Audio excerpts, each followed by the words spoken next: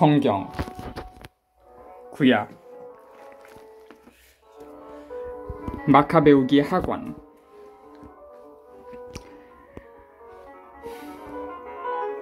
15장 1절부터 36절.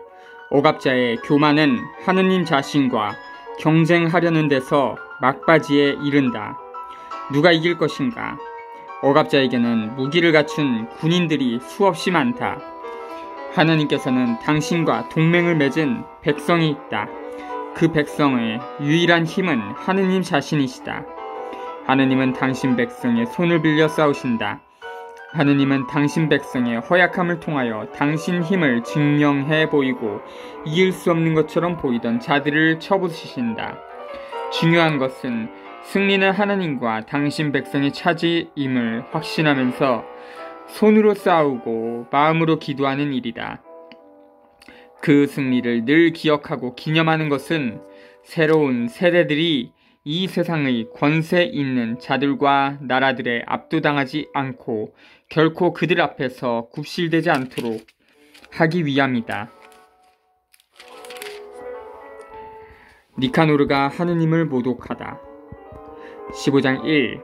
니카노르는 유다와 그의 군사들이 사마리아 지방에 있다는 보고를 받고 가장 안전하게 그들을 안식일에 공격하리라고 결심하였다. 그때 어쩔 수 없이 그를 따라다니던 유다인들이 말하였다. 그렇게 잔인하고 야만스러운 학살은 절대로 하지 마십시오. 만물을 지켜보시는 분께서 다른 날보다 명예롭고 거룩하게 하신 그날을 존중하십시오. 그러자 그 악독한 자는 안식일을 지내라고 지시한 지배자가 과연 하늘에 있느냐고 물었다. 그들은 일곱째 날을 지키라고 명령하신 분은 살아계시는 주님, 하늘에 계신 지배자 바로 그분이십니다 하고 선언하였다. 그러자 니카노르가 말하였다. 지상에서는 나도 지배자다. 그래서 내가 너희에게 무기를 들고 임금님의 일을 이행하라고 지시한다. 그러나 니카노르는 자기의 흉악한 계획을 이행하는 데 성공하지 못하였다. 유다가 부하들을 격려하고 꿈에 본 영상을 설명하다. 6.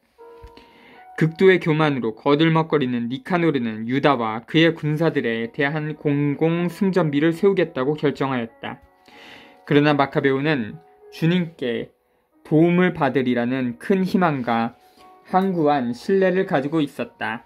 그래서 자기 군사들에게 전에 하늘에서 내린 도우심을 명심하여 이 민족들의 공격을 겁내지 말고 이번에도 전능하신 분께서 그들에게 승리를 주실 것으로 기대하라고 격려하였다.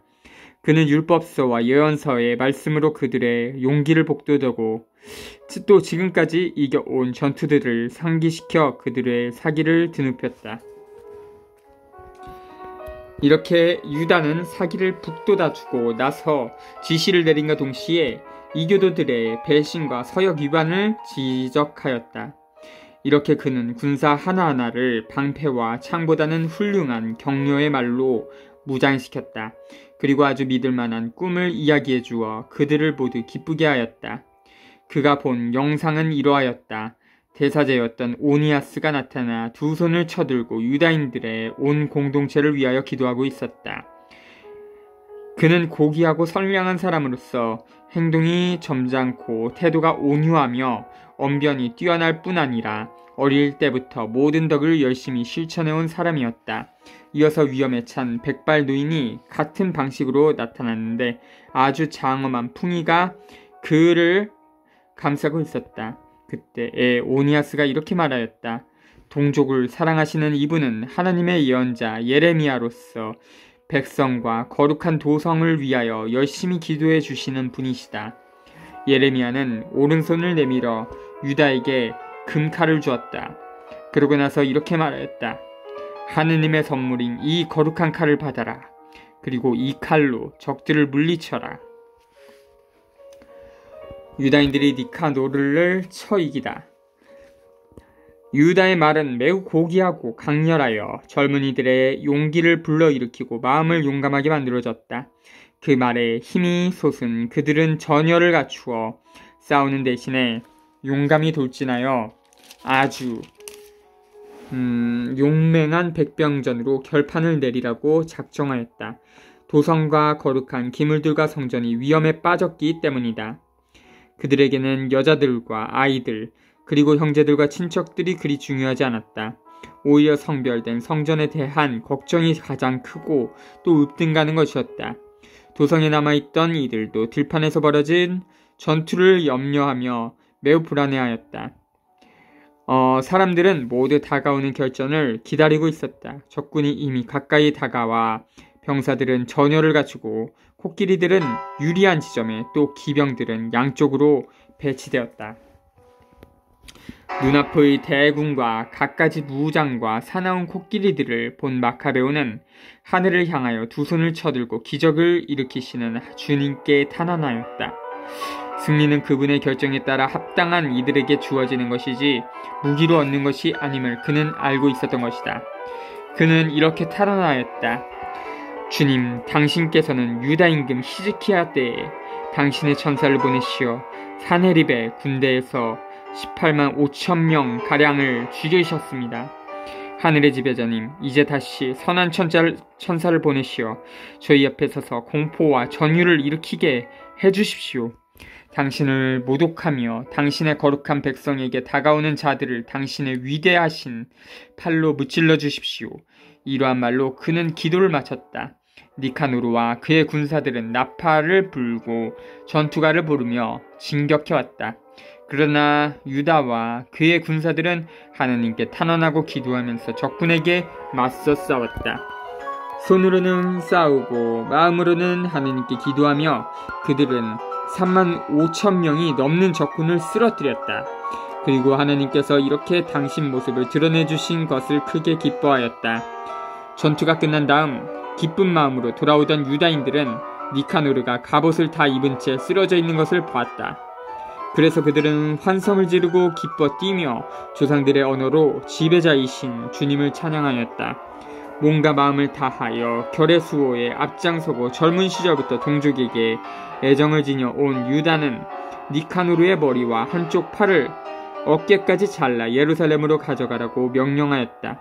이곳에 도착한 그는 동족을 불러 모으고 사제들을 제단 앞에 세운 다음 사람들을 보내어 성체에 있는 자들을 불러오게 하였다.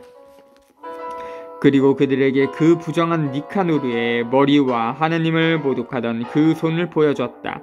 그 자는 전능하신 분의 거룩한 십을 거슬러 그 손을 뻗치며 거만을 떨었던 것이다.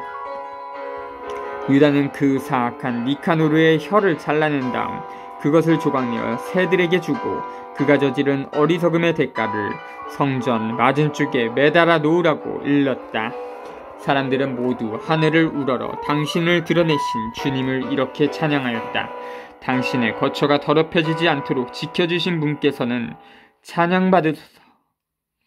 유다는 니카노르의 머리를 성체에 매달아 모든 사람에게 주님의 도우심을 드러내는 확실하고 분명한 표징이 되게 하였다. 그들은 모두 이날을 결코 그냥 지나치지 말고 기념일로 지내자고 공적인 결의에 따라 정하였다. 그날은 12번째 달, 아람말로는 아다르 달 14날이며 모르도카이의 날 하루 전 날이었다. 37부터 39절. 저자는 순교자들과 영웅들이 흘린 피에 힘입어 얻은 자유에 대하여 말하면서 이 책을 끝맺는다. 맺은 말 37. 니카노르에 관한 이야기는 이렇게 끝난다. 그리고 그때부터 히브리인들이 이 도성을 장악하게 되었다. 나도 여기에서 이야기를 마치려고 한다. 이 글이 좋고 훌륭하게 되었으면 내가 바라던 것이고 보잘것없이 변변치 않게 되었더라도 나로서는 최선을 다한 것이다. 39. 포도주만 마시는 것이 해롭듯이 물만 마시는 것도 해롭다. 그러나 물을 섞은 포도주는 달콤한 기쁨을 자아낸다. 이와 마찬가지로 잘 짜여진 이야기는 그 글을 읽는 이들의 귀를 즐겁게 한다. 여기가 끝이다.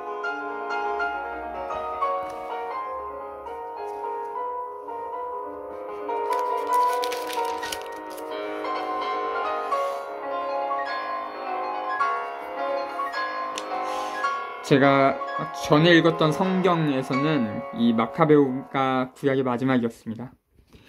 네, 배열이 이 성경은 약간 다릅니다. 시서와 지혜서, 서언, 지혜 문학서란 구약성경 가운데 5권, 잠언, 욥기, 집회서, 고헬렛, 지혜서에 붙여진 이름이다. 이 5권의 시편과 아가라는 시집이 더해진다.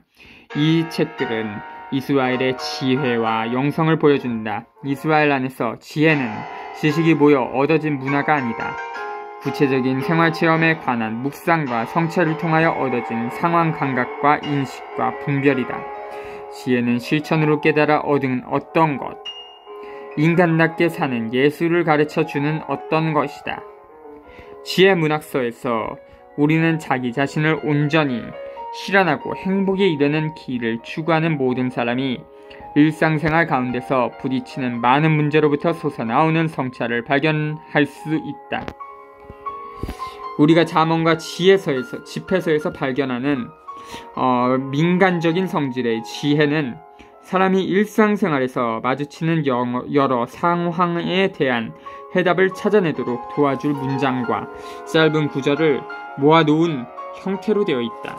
이미 욥기, 고헬렛, 지혜서는 인생의 의미, 죽음, 정의, 사회생활, 악, 지혜의 본질 등 더욱 심각하고 총체적인 문제를 연구하고 있다. 아가는 당신 백성에 대한 하느님의 사랑을 상징하는 인간의 사랑이라는 더 기본이 되는 삶의 체험을 다루고 있다. 이스라엘의 영성은 시편에 드러나 있다. 시편은 개인과 백성의 다양한 삶의 상황을 살펴보고 묵상하는 150편의 기도다. 시편은 우리가 기도할 때 배워야 할 참된 귀감이다. 지혜서는 백성의 공통적인 체험 역시 하느님께서 나타나고 당신 계획이 드러나는 자리라고 말한다. 즉 하느님의 백성의 체험을 통하여 말씀하신다는 것이다. 지혜서는 오늘날 우리에게도 일상생활에 관심을 기울이도록 초대한다. 그것은 우리로 하여금 인생 체험과 역사 체험을 잇는 법을 배우도록 하기 위함이다. 욥기, 참된 종교, 서언. 욥기의 중심 주제는 악, 올바른 사람과 죄 없는 사람이 당하는 고통, 욥의 인내심이 아니다. 이 극작품의 저자는 인간과 하느님 사이의 관계라는 종교의 가장 깊은 문제를 격정적으로 논한다. 이스라엘 백성은 하느님은 선을 선으로 그리고 악을 악으로 갚고 올바른 사람에게는 건강과 번영과 행복을 주고 불의한 사람에게는 불행과 고통으로 벌하신다는 인과응보의 교리를 통하여 하나님과의 관계를 생각한다. 그런 사고방식은 상거래 형태의 종교를 만들어낼 위험이 있다. 상거래 형태의 종교에서는 인간이 자기 힘으로 구원을 받을 수 있고 심지어 하느님도 자기 마음대로 움직일 수 있다고 생각하기 쉽다. 그런 사고방식과는 반대로 저자는 참된 종교는 믿음과 은총의 신비라고 말한다.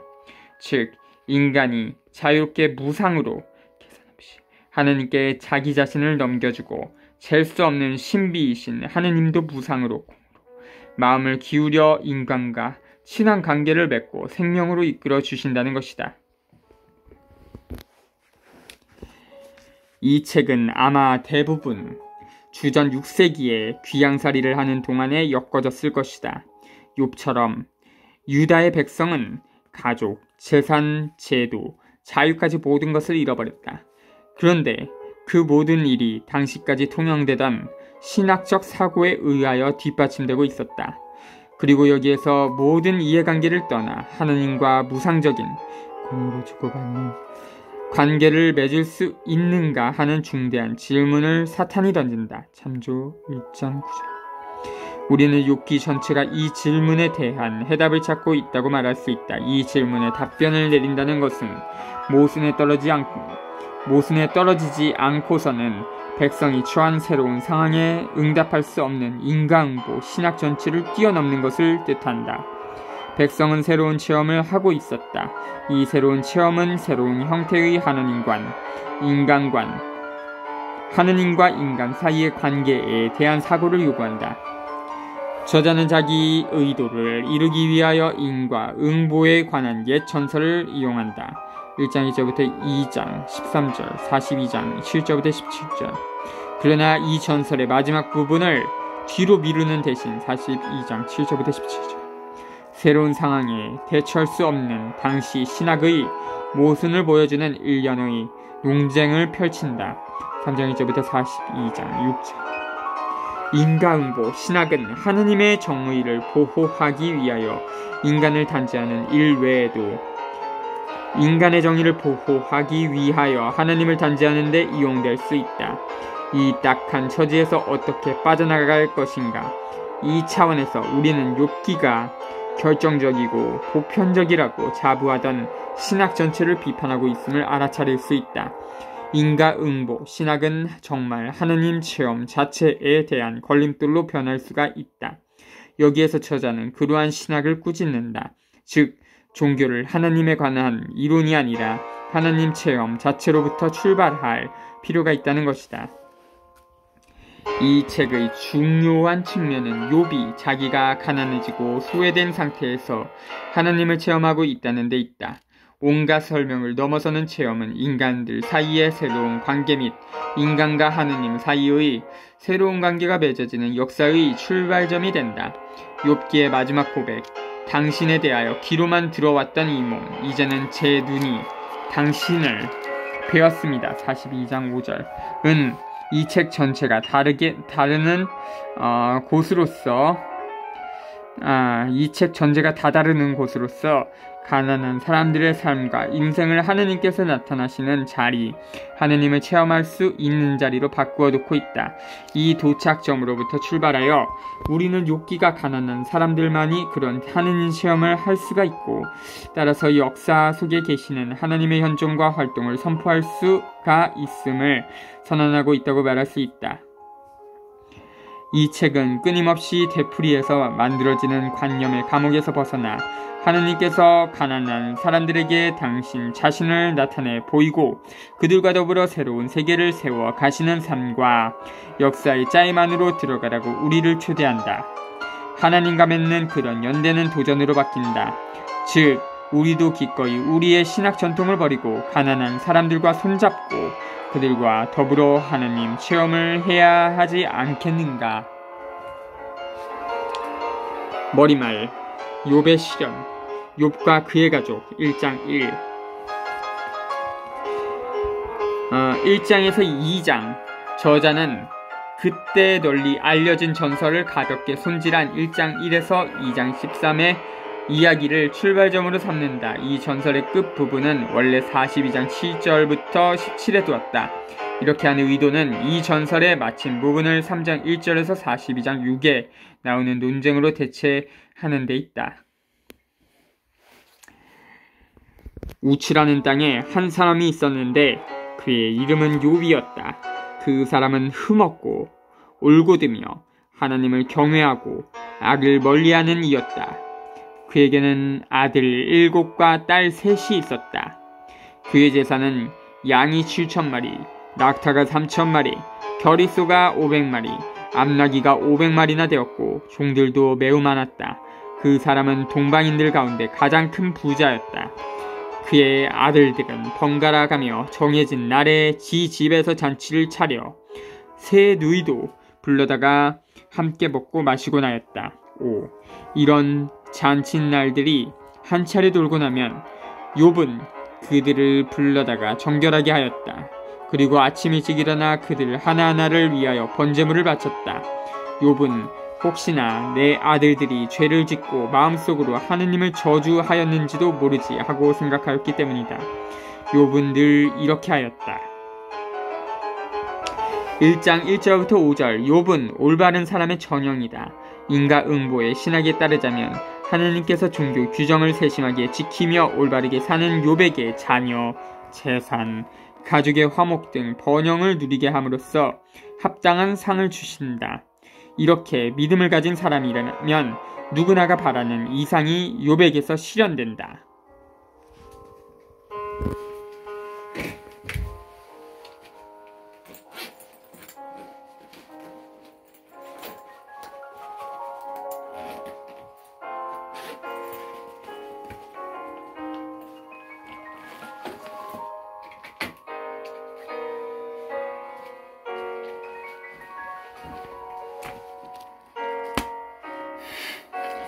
천상어전 6. 하루는 하느님의 아들들이 모여와 주님 앞에 섰다. 사탄도 그들과 함께 왔다.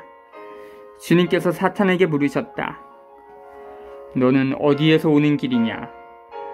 사탄이 주님께 땅을 여기저기 두루 돌아다니다가 왔습니다 하고 대답하자 주님께서 사탄에게 말씀하셨다. 너는 나의 종 욥을 눈여겨보았느냐? 그와 같이 흠없고 올곧으며 하느님을 경외하고 악을 멀리하는 사람은 땅 위에 다시 없다. 이에 사탄이 주님께 대답하였다. 욥이 까닭없이 하나님을 경외하겠습니까? 당신께서 몸소 그와 그의 집과 그의 모든 소유를 사방으로 울타리쳐 주지 않으셨습니까? 그의 손이 하는 일에 복을 내리셨어 그의 재산이 땅 위에 넘쳐나지 않습니까? 그렇지만 당신께서 손을 펴시어 그의 모든 소유를 쳐보십시오. 그는 틀림없이 당신을 눈앞에서 저주할 것입니다. 그러자 주님께서 사탄에게 이르셨다. 좋다. 그의 모든 소유를 네 손에 넘긴다. 다만 그에게는 손을 대지 마라. 이에 사탄은 주님 앞에서 물러갔다. 6절부터 12절 역사의 길을 결정하는 천상회의가 동양적인 방식으로 열린다. 법정에서 적을 뜻하는 사탄은 여기에서 악을 가리키는 것이 아니라 일종의 탐색자로서 나타난다. 이 회의에서 이해관계를 떠난 무상의 공으로 주고받는 종교가 존재하는가? 자기가 가지고 있는 모든 것을 잃은 사람도 계속 하느님께 충실할 것인가? 라는 커다란 질문이 나온다.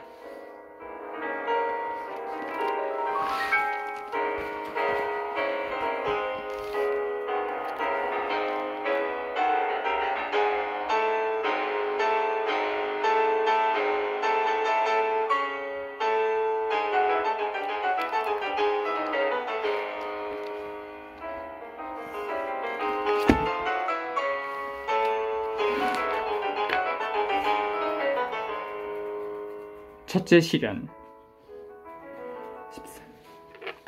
하루는 욥의 아들, 딸들이 맏형 집에서 먹고 마시고 있었다.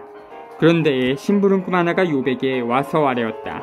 소들은 밭을 갈고 암나기들은 그 부근에서 풀을 뜯고 있었습니다. 그런데 스바인들이 들이닥쳐 그것들을 약탈하고 머슴들을 칼로 쳐 죽였습니다.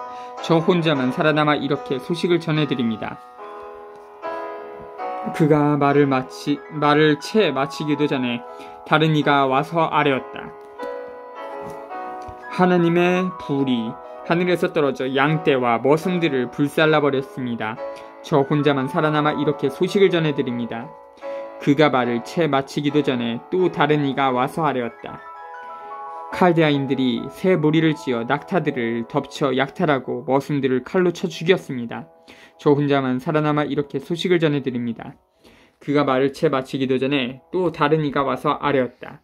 나리의 아드님들과 따님들이 큰아드님 댁에서 먹고 마시고 있었습니다. 그런데 사막 건너편에서 큰 바람이 불어와 그 집 내 모서리를 치자 자제분들 위로 집이 무너져 내려 모두 죽었습니다. 저 혼자만 살아남아 이렇게 소식을 전해드립니다. 그러자 욥이 일어나 겉옷을 찢고 머리를 깎았다. 그리고 땅에 엎드려 말하였다. 알몸으로 어머니 배에서 나온 이 몸 알몸으로 그리 돌아가리라. 주님께서 주셨다가 주님께서 가져가시니 주님의 이름은 찬미 받으소서. 이 모든 일을 당하고도 욥은 죄를 짓지 않고 하느님께 부당한 행동을 하지 않았다. 13절부터 22절 욥이 불행을 당한다. 양떼, 일꾼, 자녀 등 모든 것을 하루아침에 잃고 만다. 부유하고 번성했던 욥이 미래가 없는 가난뱅이가 되고 만다. 그런데도 욥은 하느님께서는 당신이 주신 것을 거두어 갈 권리를 가지고 계심을 인정하면서 계속 충실성을 보인다. 그런 상황에서 욥은 모든 것을 잃었거나 또는 아무것도 없는 상태에서도 하느님께 반기를 들지 않는 세계의 모든 가난한 사람들을 대표한다. 그런 사람들은 흔히 노동할 건강만 있으면 그만이다 고 말한다. 2장 1절부터 7장 전단 욥은 가난해진 상태에서도 계속 하느님께 충실한다.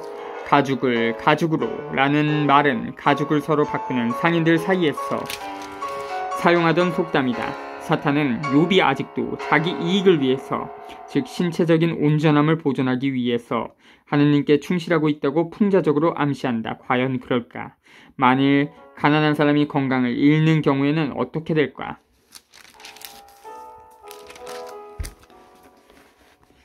천상어전 2장 1절.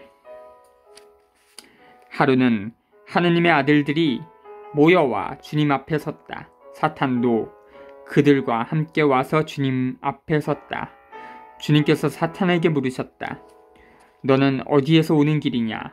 사탄이 주님께 땅을 여기저기 두루 돌아다니다가 왔습니다 하고 대답하자 주님께서 사탄에게 말씀하셨다. 너는 나의 종 욥을 눈여겨보았느냐? 그와 같이 흠없고 올곧으며 하느님을 경외하고 악을 멀리하는 사람은 땅 위에 다시 없다. 그는 아직도 자기의 흠없는 마음을 굳게 지키고 있다. 너는 까닭없이 그를 파멸시키도록 나를 부추긴 것이다. 이에 사탄이 주님께 대답하였다. 가죽은 가죽으로. 사람이란 지 목숨을 위하여 자기의 모든 소유를 내놓기 마련입니다. 그렇지만 당신께서 손을 펴시어 그의 뼈와 그의 살을 쳐보십시오.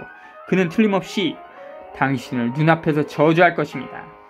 그러자 주님께서 사탄에게 이르셨다. 좋다. 그를 네 손에 넘긴다. 다만 그의 목숨만은 남겨두어라. 새로운 시련. 이에 사탄은 주님 앞에서 물러나와 욥을 발바닥에서 머리 꼭대기까지 고약한 부스럼으로 쳤다. 욥은 질그릇 조각으로 지 몸을 긁으며 잿더미 속에 앉아 있었다. 그의 아내가 그에게 말하였다. 당신은 아직도 당신의 그 흠없는 마음을 굳게 지키려 하나요? 하느님을 저주하고 죽여버려요. 그러자 욥이 그 여자에게 말하였다. 당신은 미련한 여자들처럼 말하는구려. 우리가 하나님에게서 좋은 것을 받는다면 나쁜 것도 받아들여야 하지 않겠소. 이 모든 일을 당하고도 욥은 지 입술로 죄를 짓지 않았다. 7절 후반부터 10절. 옛 사람들은 모든 피부병자를 나병 환자로 대했다. 그리고 나병 환자를 사회생활과 가정생활에서 떼어놨다. 빈털터리가 되고 피부병에 걸려 철저히 따돌림 당하는 욥은 인간의 참상을 그대로 드러내고 있다. 그런 처지로라도 살아갈 의미가 있을까? 그의 아내가 욥더러 차라리 하나님을 저주하면서 죽는 편이 낫겠다고 권한다. 그렇지만 욥은 우리가 하느님에게서 좋은 것을 받는다면 나쁜 것도 받아들여야 하지 않겠소? 라고 하면서 계속 충실한다. 새 친구의 방문. 욥의 새 친구가 그에게 닥친 이 모든 불행에 대해 듣고 저마다 지 고장을 떠나왔다. 그들은 테만 사람 엘리파즈와 수아 사람 빌닷과 나맛 사람 조파르였다. 그들은 욥에게 가서 그를 위안하고 위로하기로 서로 약속하였다. 그들이 멀리서 눈을 들었을 때 그를 알아볼 수조차 없었다. 그래서 그들은 목 놓아 울며 저마다 겉옷을 찢고 먼지를 위로 날려 머리에 뿌렸다. 13. 그들은 이래동안 밤낮으로 그와 함께 땅바닥에 앉아 있었지만 아무도 그에게 말 한마디 하지 않았다. 그의 고통이 너무도 큰 것을 보았기 때문이다. 11절부터 13절. 욥의 새 친구가 취하는 동작은 절망과 통곡을 나타낸다. 즉 희망이 있다면 죽음뿐이라는 것이다.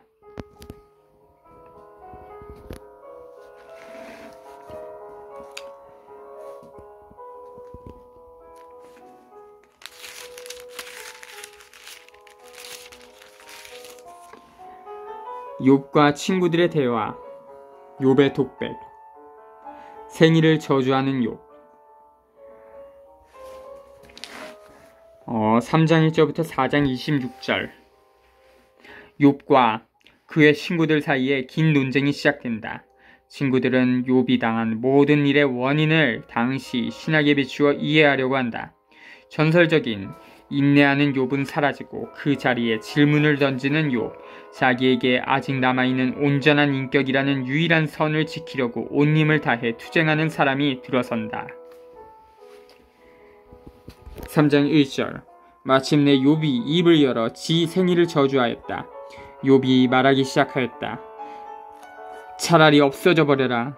내가 태어난 날 사내 아이를 베었네 하고 말하던 밤, 그날은 차라리 암흑이 되어버려 위에서 하느님께서 찾지 않으시고 빛이 밝혀주지도 말았으면, 어둠과 암흑이 그날을 차지하여 구름이 그 위로 내려앉고 일식이 그날을 소스라치게 하였으면, 그 밤은 흑암이 잡아채워 한 해에 어느 날에도 끼이지 말고 달수에도 들지 말았으면, 정녕 그 밤은 불임의 밤이 되어 환호소리 찾아들지 말았으면, 날마다 술법을 부리는 자들, 레비아탄을 깨우는 데 능숙한 자들은 그 밤을 저주하여라.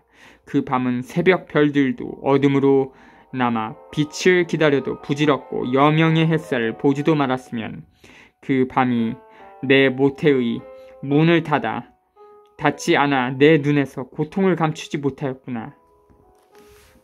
3장 1절부터 10절. 욥은 하나님을 직접 저주하지 않는다. 그렇지만 자기가 태어난 날과 어머니가 자기를 뵌 날 밤을 저주한다. 인생살이가 이럴진데 무엇 때문에 태어나서 살아있는 존재가 될 것인가? 차라리 죽었더라면. 어찌하여 내가 태중에서 죽지 않았던가? 어찌하여 내가 모태에서 나올 때 숨지지 않았던가? 어째서 내 무릎은 나를 받아냈던가? 젖은 왜 있어서 내가 빨았던가? 나 지금 누워 쉬고 있을 터인데, 잠들어 안식을 누리고 있을 터인데, 임금들과 나라의 고관들, 폐허를 지 집으로 지은 자들과 함께 있을 터인데, 또 금을 소유한 제후들, 지 집을 은으로 가득 채운 자들과 함께 있을 터인데, 파묻힌 유사나처럼, 빛을 보지 못한 아기들처럼 나 지금 있지 않을 터인데, 그곳은 악인들이 소단을 멈추는 곳, 힘다한 이들이 안식을 누리는 곳, 포로들이 함께 평온히 지내며 감독관의 호령도 들리지 않는 곳, 낮은 이나 높은 이나 똑같고 종은 지 주인에게서 풀려나는 곳. 11절부터 19절. 인생살이가 이럴진데 임신 중절이 되거나 태어나자마자 죽었더라면 더 낫지 않았을까? 그랬더라면 사회적 불평등 때문에 고통을 당하지 않아도 되었던 것을. 20절부터 26절. 욥은 추론한다. 앞날이 아무런 희망이 없으면 죽는 편이 낫다고. 하나님께서 길을 열어주시지 않으면 인간으로 할 수 있는 일이 무엇일까?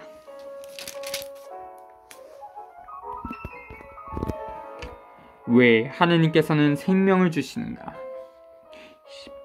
어찌하여 그분께서는 고생하는 이에게 빛을 주시고 영원히 쓰라린 이에게 생명을 주시는가? 그들은 죽음을 기다리건만 숨겨진 보물보다 더 찾아 헤매건만 오지 않는구나. 그들이 무덤을 얻으면 환호하고 기뻐하며 즐거워하련만, 어찌하여 앞길이 보이지 않는 사내에게 하나님께서 사방을 에워싸 버리시고는 생명을 주시는가? 이제 탄식이 내 음식이 되고 신음이 물처럼 쏟아지는구나. 두려워 떨던 것이 나에게 닥치고 무서워하던 것이 나에게 들이쳐 나는 편치 않고 쉬지도 못하며 안식을 누리지도 못하고 혼란하기만 하구나.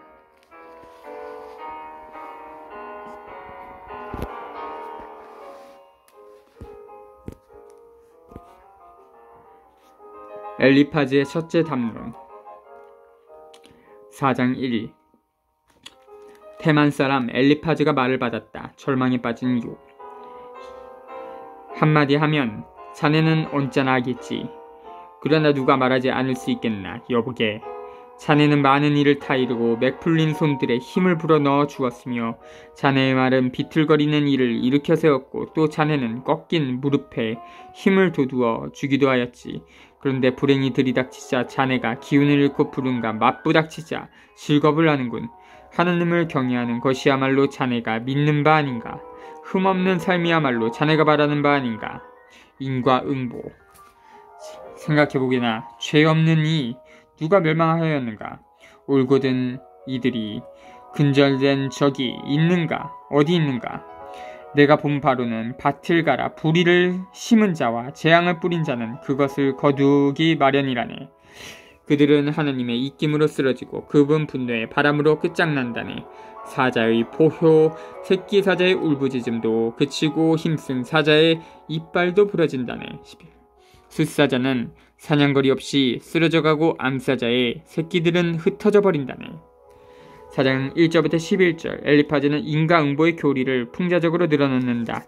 인과응보 교리는 당시 신학의 핵심으로서 이 책 전체를 통하여 논란의 대상이 될 것이다. 이 교리에 따르면 하나님께서는 올바른 사람에게 상을 주고 불의한 자에게는 벌을 주신다. 만일 욥이 올바르다면 아무것도 두려워할 필요가 없다는 말이다. 밤의 환시 12. 한마디 말이 내게 남몰래 다다르고 그 속삭임이 내 귓가에 들렸네. 밤의 환시 때문에 생각이 잠겼을 때, 사람들이 깊은 잠에 빠졌을 때 공포와 전율이 나를 덮쳐 내 뼈마디가 온통 떨리는데 어떤 입김이 내 얼굴을 스치자 내 몸에 털이 곤두섰다니. 누군가 서 있는데 나는 그 모습을 알아볼 수 없었지. 그러나 그 형상은 내 눈앞에 있었고 나는 이렇게 속삭이는 소리를 들었다네. 죽을 인생의 의로움. 인간이 하느님보다 의로울 수 있으랴. 사람이 지 창조주보다 결백할 수 있으랴. 그분께서는 당신 종들도 믿지 않으시고 당신 천사들의 잘못조차 꾸짖으시는데 하물며 토담집에 사는 자들, 먼지에 그 바탕을 둔 자들이야. 그들은 좀 벌레처럼 으스러져 버린다. 하루해를 넘기지 못하고 부스러져 눈길을 끌 새도 없이 영원히 쓰러진다. 그들의 천막끈이 이미 끊어지지 않았느냐. 이렇게 그들은 지혜도 없이 죽어간다. 12절부터 21절 엘리파즈는 그럴듯한 환시를 꾸며가지고 욥에게 은근히 인간으로서는 하나님 앞에 이유를 달 수 없다고 귀띔한다. 이런 형태로 그는 욥이 앞으로 주장할 말을 미리 내뱉는다.